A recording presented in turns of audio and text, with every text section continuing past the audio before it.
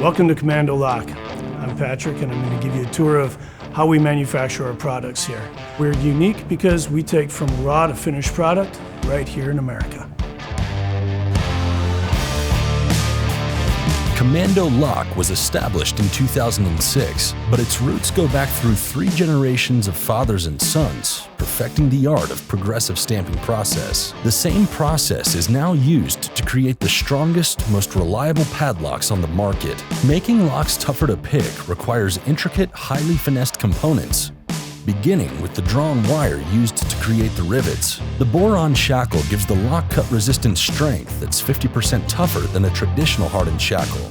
At the end of the process, you've got a product engineered with aerospace tolerances.